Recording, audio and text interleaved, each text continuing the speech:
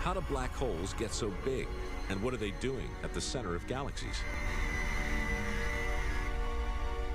For answers, we have to go back nearly 14 billion years to the beginning of the universe.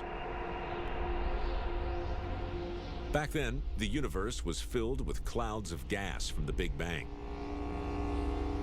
In some places, the gas was thick enough for millions of stars to form.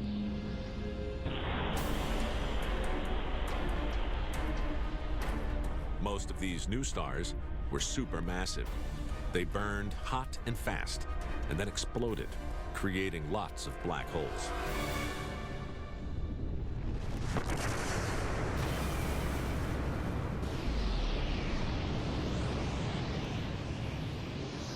The early universe was a wild and crazy place where huge regions of mass were collapsing catastrophically, producing black holes, and in fact, the early universe might have been full of emerging black holes everywhere. Gravity pulled many of them together. All over the early universe, they merged, creating larger and larger black holes. Over hundreds of millions of years, each black hole grew, producing stronger gravity and pulling in more and more gas. New stars were born from the gas, forming primitive galaxies. But the black hole kept on sucking in gas until it could take no more, igniting the most powerful flamethrower in the universe.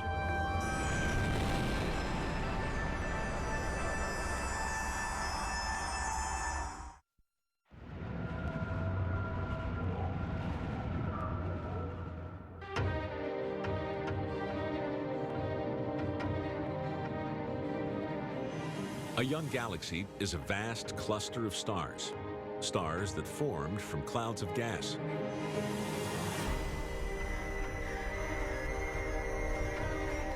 At the center of the new galaxy is a young, supermassive black hole, feeding on the gas, getting bigger and bigger. If you can imagine, when a galaxy is very young and still forming, there's a supermassive black hole forming at the core, and the gas is still falling into it and still forming the galaxy. Well, near that central black hole, things are getting very hot. That material's heating up. Gas is speeding into the black hole, but it overloads, and there's no room for all that excess hot gas. It has nowhere to go but out.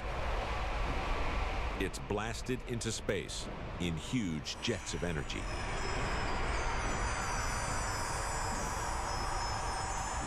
Each jet is 20 times wider than our solar system and shoots clear through the galaxy.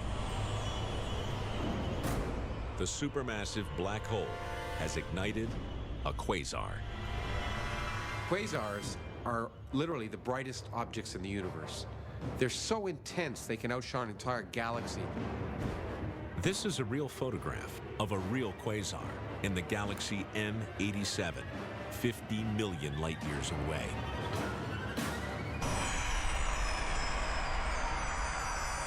Quasars blast away huge quantities of gas from the surrounding galaxy. The equivalent of 10 Earths every minute. When you heat up a gas, it tends to expand and it blows outward. And it's sort of like a wind, but on a huge scale. And you get a black hole wind, gas blowing out from the black hole. Black holes suck gas in. Quasars blow it out. But eventually, there's no gas left to make stars, and the galaxy stops growing. So we think that the eventual size that a galaxy can achieve depends on the black hole in its center. The two are tied together. With no gas left to feed on, the quasar jets shrink and die. What's left is a supermassive black hole at the center of the galaxy with a whole lot of young stars, just like our Milky Way, back when it was young. Early on in the history of the Milky Way, when it was a young galaxy, we were probably a quasar. Probably every big galaxy was a quasar when it was young. But right now, we're old enough that the galaxy has quieted down. Now, astronomers are looking for quasars, the secret to finding more black holes and figuring out how they work. The Chandra Observatory is a space telescope that can detect the powerful X-rays quasars send out. It's found thousands. These remarkable images show quasars of all shapes and sizes, firing out into space. Each one is a signpost for a young galaxy, with a new black hole at its center.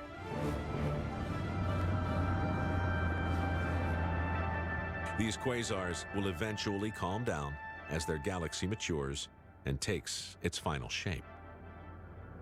I guess the universe is a lot like people. Active when they're young, a little bit quieter and more relaxed when they get older. We now know that supermassive black holes and the quasars they create control galaxies. Black holes are central to understanding how galaxies form. They're a key to understanding how they evolve with time. So in fact, rather than being obscura, they're fundamental to our understanding of our galaxies and our universe. The only way to find out more about black holes is to get a good look at one. And since an up-close visit is, well, not a good idea, astronomers are trying to devise a way to take a picture of the supermassive black hole at the heart of our own galaxy. To get it, they'll need a telescope as large as Earth itself.